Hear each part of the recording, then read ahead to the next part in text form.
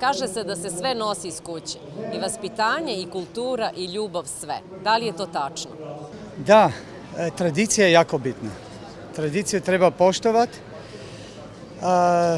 Normalno da nosimo sobom sve stvari koje smo dobili u mladosti, ali moramo paziti ipak da idemo sa vremenom napred i da nosimo sobom te, kako se kaže, vrednote koje smo se naučili u mladosti, koji su nas naučili roditelji i to poštovanje do gosta, u mom primjeru do gosta, mora biti baza. Da li je trnovit put do zvezda? Znate šta, trnovit je kada ti je obaveza da to dođeš. U mom primjeru nije, jer nikad ne radim kalkulacije, samo radim ono što osjećam i sve radim sa dušom i sa srcem i u mom načinu života sa mislima na gosta. Tako da moj put nije trnovit. Jako je težak. Radi se od jutra do večere, ali nije trnovit, obrnuto. Ima puno cveća. Dobitnik ste mnogih nagrada, priznanja. Da li je to uticalo na vas ili je Tomaž ostao i dalje autentičan i svoj? Zvezdništvo. Hvala Bogu, priznanje, svi smo sretni. Dobio sam zvezdu Mišeljina na koju sam jako ponosan. To su ove osobna zadovoljstva. Ali zvezdništvo, nikad u ugostiteljstvu. Zvezdništvo nema mjesta u našem načinu života. Jer mi moramo uvijek samo misliti na gosta, misliti kako osretiti gosta.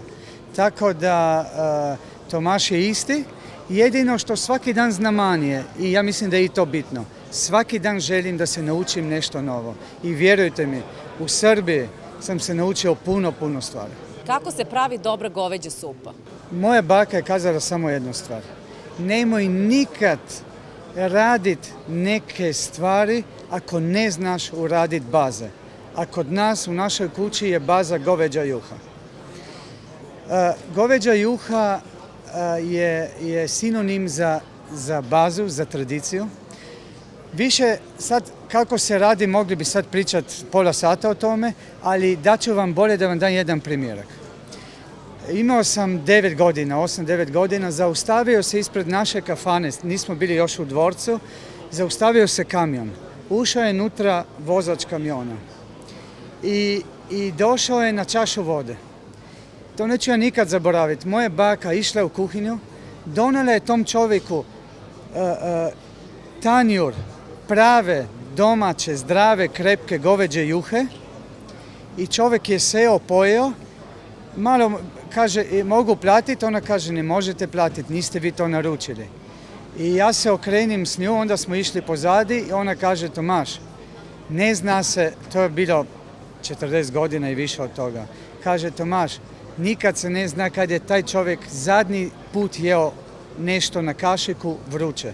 Nikad se ne zna kad je taj čovjek bio kući, možda ga nije bilo 5 dana kući. I to je za mene goveđa juha. Imam još jedno anegdotu s goveđe juhe. Moji roditelji su bili nisu bili baš strogi što se tiče mojih, izlaza. Pustili su mi slobodu. Bili su jako strogi što se tiče posla. Ja kao đak, kad sam bio mlad, znao sam šta je moj posao u kući. Počeo sam 4 godine da čistim pepeljare, ali ne da su me, takav sam bio. Ali onda kad sam imao već neko bitnije mjesto u porodnični, familijarni restoranu, znate kako, mladi izašli i došao u kući, 5 ujutro, 6, mama mi nikad nije ništa kazala. Samo, znate kako mi je dala na znanje da zna kad sam došao. Kad sam došao radit, u 11 sam morao biti uvijek, svaku nedjelju recimo morao sam biti na poslu, onda je bilo moje, iako sam bio van ili ne, ali uvijek u 11 me je čakala goveđa juha. S tim mi je mama kazala, pojedi ovo, počni da radeš, ali samo da znaš da znam kad si došao kući. Da li postoji veza između Tomaža i dobrog vina? Znate šta, kao sam kazao prije, bez vina nema u meni, sad pričamo o Tomažu. sve najljepše stvari, svi najljepši trenutki, druženje sa prijateljima mora biti čaša vina. Vjerujte mi.